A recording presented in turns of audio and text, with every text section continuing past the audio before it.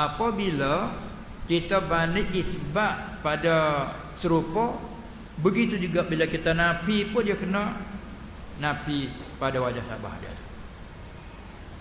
Nah, apabila kata, bila soal Allah, yang nama Allah, Tuhan yang nama Allah tadi, kita yakin ia adalah ada, kan? Wujud bagi. Kemudian bila ditanya, Allah itu serupa ke tidak bagi segalanya baharu? Jawabnya tak serupa. Itu dalam kitab panggil bersalahan Allah Ta'ala bagi sekalian baharu. Terjemah daripada Arab, mukhalafatuhu ta'ala lil hawadith. Ibarat ulama ambil daripada makna laisa kamithlihi syai'un. Bersalahan Allah bagi sekalian baharu, sekalian baharu, sekalian makhluk, sekalian alam. Itu maksud semua tu. Allah tidak seperti. Baik, bila kata tidak seperti, dia ada macam balik isbat lah. Kalau kata seperti, pada apa? Kalau kata tidak seperti, pada apa? Tengok. Allah sebut laisa kamitslihi syai'un. Tidaklah Allah itu seumpamanya, tidak ada seumpama Allah syai'un, suatu pun. Bila pun tu panggil, orang panggil ngaji dalam kaedah, dia panggil isim nakirah, syai'un. Allah tidak kata asy-syai'u. Tu dari segi bahasa uslub tu, sebut alif lam dengan tak sebut alif lam dia lain beza. Laisa kamitslihi syai'un, tak ada asy-syai'u, syai'un. Maka orang mengaji kaedah dia panggil isim nakirah. Kalau sebut asy-syai'u, tengok pula terkadang dia panggil zaidah alif. Tu macam-macam pula kaedah dia. Nak sini dulu. Syai'un dia panggil isim nakirah. Bila isim nakirah ni menunjuk tak umum. Bila jatuh di halaman nafi, dia kata tidak. Tidak ada seperti Allah suatu jua pun. Melayu kita punya pun. Bermaknanya Allah itu tidak serupa dengan segala makhluk walau pada satu wajah pun. Sebab tu ulama kata bersalahan Allah bagi sekalian baharu, sekalian makhluk, bersalahan pada zatnya. Zat Allah tak seperti zat makhluk. Dan pada sifatnya tak serupa sifat Allah dengan sifat segala makhluk. Dan pada segala perbuatannya, perbuatan Allah tidak seperti perbuatan makhluk. Itu mana? Walau pada satu wajah pun tidak seperti. Sudah pada itu ayat Allah menyatakan dalam kulhu kita dah baca semua. Bila mengaji kaedah begitu huraian, mari kita mengerti tentang apabila Allah tidak seperti dengan makhluk, wajib kita kena kenal makhluk. Sebab tu datang pada hadis, tafakkaru fil khalqi. Bersungguh-sungguh kamu fikir tentang makhluk.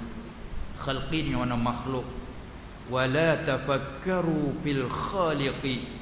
Jangan kamu berfikir pada Khalik, jangan. Jangan kita fikir Khalik, kena fikir makhluk. Bila kenal makhluk, lazim kenal Khalik. Itulah ulama wa ibarat, siapa kenal Tuhan, kenal siapa kenal diri, kenal Tuhannya. Itu dia dengan jalan isyarat tu. Kita kena kenal makhluk. Mana tempat kita kena perhati dan fikir tentang makhluk? Yang kena jadi ini makhluk panggil. Yang kena jadi, yang kena cipta ini, maksud adalah yang ada bertempat, kan? Makhluk maksud adalah kata yang ada bertempat, tu makhluk. Maka dua kita reti, yang ada bertempat, ada kala bawa diri sendiri, tu dia panggil jirim. Zat yang berjirim panggil. Ada satu lagi yang ada bertempat tapi secara menumpang ada di yang lain, itu dia panggil arah. Dipanggil arah. Tu makhluk. Kita kena kenal makhluk. Sebab dalam hadis tu kita fikir makhluk. Dan Allah pun puji kita fikir tentang makhluk. Wa yatafakkaruna fi khalqis samawati wal ardh. Dan mereka selalu berfikir tentang kejadian langit dan bumi. Jadi apabila sebut perkataan makhluk, kejadian tak sunyi pada tu. Sama ada nak tubik nama panggil langit ke, arah ke, kursi ke, manusia ke, jin ke, malaikat ke, binatang ke, jamadat, segala tanah, kayu, batu, semua makhluk berkata. Maksud dia satu perkataan makhluk. Yang dia panggil jenis dia. Ini jenis jin. Satu bahagian makhluk Allah jenis hantu. Satu bahagian makhluk Allah jenis manusia kita. Satu bahagian makhluk Allah jenis malaikat. Atau mempunyai roh, mempunyai nyawa. Satu bahagian satu jenis laginya hak dia tidak berakal, panggil binatang. Hayawan, pak jenis panggil hayawan. Mukabil dia panggil jamad. Jamadat. Apa jamadat? Ma laysa fihi roh. Makhluk ya bahasa tidak mempunyai nyawa. Termasuk kayu, batu, jenis kayu ke, jenis batu ke, jenis tanah ke, semua makhluk. Sama adanya makhluk sebelah bawah panggil alamil sufli, bumi. Ataupun dia panggil sebelah atas, alamil ulwi dia panggil, sebelah atas, langit. Matahari, bulan, bintang. Tak kira sama sebelah atas, sebelah bawah. Semua maksud mana? Makhluk, alam. Ya. Maka semua bila kita perhati di makhluk, tak sunyi daripada yang ada bertempat. Itu makhluk. Bila yang bertempat bagi dua, ada bahasa bawa diri, ada bahasa menumpang. Kita contoh. Kita contoh di diri kita sendiri. Diri kita panggil makhluk yang berjirim, panggil jirim diri kita ini. Maka di diri kita ni ada apa? Hak lain pada diri kita ni ada apa? Di kita ini. Kalau tilik pada warna, warna apa ada di kita? Putih ada, hitam ada. Nah, kita yang sudah berubah putih janggut. Yang belum berubah hitam, janggut hitam, rambut hitam, tu warna. Maka warna tu yang ada, yang bertempat. Rambut di mana dia di situ. Tetapi warna menupang jirim. Maka diri rambut, diri zat di badan kita ni panggil jirim. Warna-warna kita ni panggil arak. Tak sunyi pada tu. Sebut kata makhluk tak sunyi pada tu. Sifat lain lagi masuk mari. Tak sunyi pada bila kata makhluk yang ada bertempat. Hak dengan bawa diri sendiri panggil jirim, hak yang menupang panggil arak. Sebab tu ulama takrif ma tahayyaza bi nafsihi panggil jirim, ma tahayyaza bi ghairihi panggil arak. Tak sunyi pada tu. Cuba cari satu benda makhluk yang tak dikatakan jirim arak. Tak ada. Fikir apabila kita kenal makhluk, kenal Tuhan. Saya kata ia tidak seumpama, tidak ada seumpama Allah suatu pun. Dengan makna apabila kita ini berjirim, bila kata Allah tak serupa dengan makhluk, makhluk ini berjirim. Allah nak katakan Allah tak serupa dengan makhluk pada jirim, bermakna Allah tak berjirim. Jadi baik situ. Bila lagi selagi makhluk tu yang bertempat dengan jalan menupang panggil arak. Maka Allah tu bukan arak, bukan jirim, ataupun tak berjirim, tak arak. Abang tu kena dulu apa arak apa jirim. Tepat naknya bila kita kenal arak, kenal jirim, Allah tak serupa bagi segala makhluk. Makhluk tak sunyi pada arak dan jirim. Allah tak serupa dengan makhluk, arti Allah tak berjirim, tak arak. Di situ. Lepas tu tambah. Kalau rumah dia panggil tambah serambi. Sini panggil tak serambi.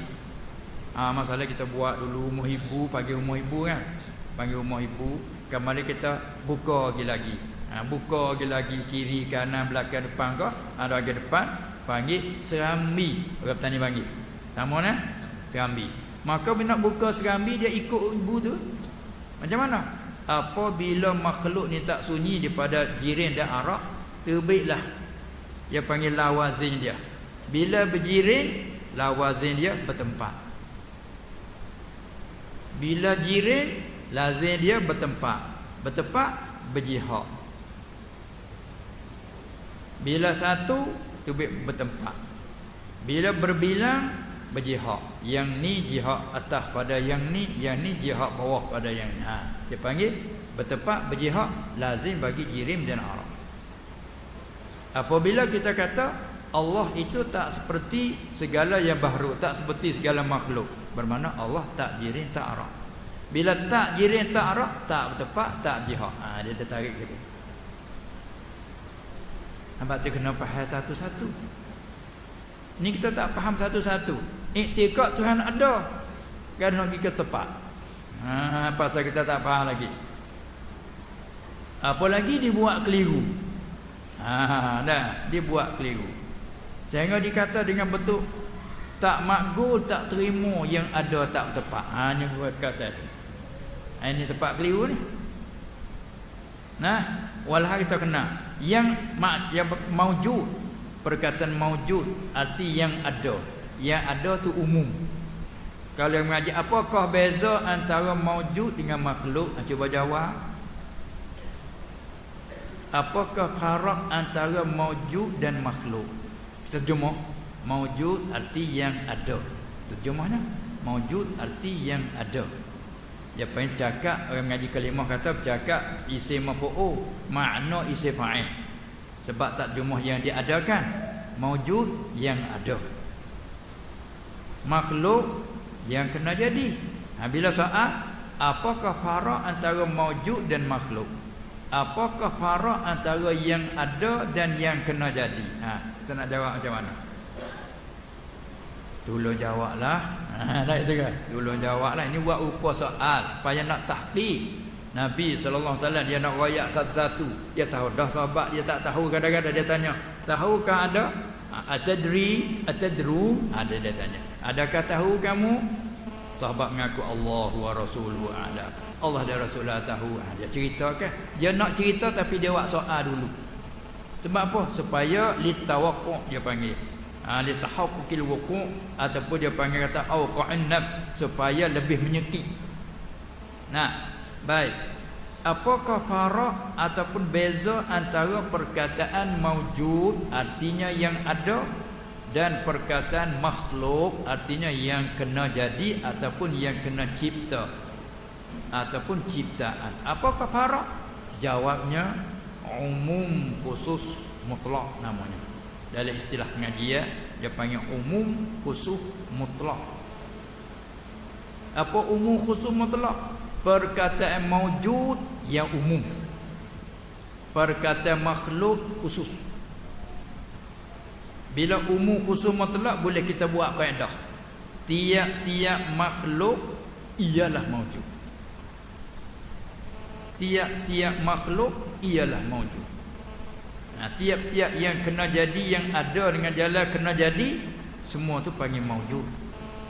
Bila kita balik semula, bukan semua maujud itu makhluk. Sebab Allah panggil maujud tak? Kalau tanya Allah artinya yang ada, maujud tak? Allah takkan maujud? Ya maujud. Sebab apa? Arti maujud yang ada. Kita mengaku Allah ada kan? Allah maujud yang ada. Boleh tak panggil Allah tu makhluk? Satu kata antara perkataan maujud dengan makhluk tu dipanggil umum khusus. Mana umum? Perkataan maujud lebih umum daripada makhluk. Kalau kita buat kaedah macam ni, tiap-tiap makhluk mesti bertempat. Itu betul. Semua makhluk mesti bertempat. Itu betul. Tapi kalau kata semua maujud mesti bertempat, itu tak betul. Qadiyah fasidah dia panggil. Mengaji mantik, qadiyah fasidah. Bila qadiyah fasidah terbit natijah fasidah. Bila susun dia panggil mengaji mantik, Allahu maujud, mubtada khabar. Dia panggil maudhu', qadiyah surah. Allah maujud yang ada. Ambil qadiyah kubra, wa kullu maujudin mutahayyizun. Allah yang ada. Semua yang ada bertempat. Terbit natijah Allah yang bertempat. Dia panggil qadiyah rusak, salah. Ada pun kalau kata langit makhluk, bumi makhluk, semua makhluk yang bertempat. Tak apa? Semua makhluk yang bertempat. Apa dia kata? Semua yang makhluk semua tu bertempat. Kalau kata semua yang ada bertempat, itu salah. Sebab termasuk Allah dalam tu. Dia kena tahu satu-satu tu. Sebab tu istilah yang dia jaga ulama tu. Tiap-tiap ilmu ulama mai jaga betul kaedah. Supaya juga dalam ilmu kita mengaji cara nak baca Quran, ulama buat kaedah. Kita nak kenal kalimah-kalimah, ulama sarah buat kaedah. Ini maksud bab fa'ala yaqulu sulasim jarak 6 bab. Lepas tu bab ifa'a bab tab'in ulama sarah buat kalimah. Bila kita baca begini panggilnya apa? Baca begitu panggilnya apa? Itu dia. Begitu juga bila kita menjadi tajwid. Ini yang ulama buat kaedah. Tiap mim yang mati temu dengan ba panggil apa?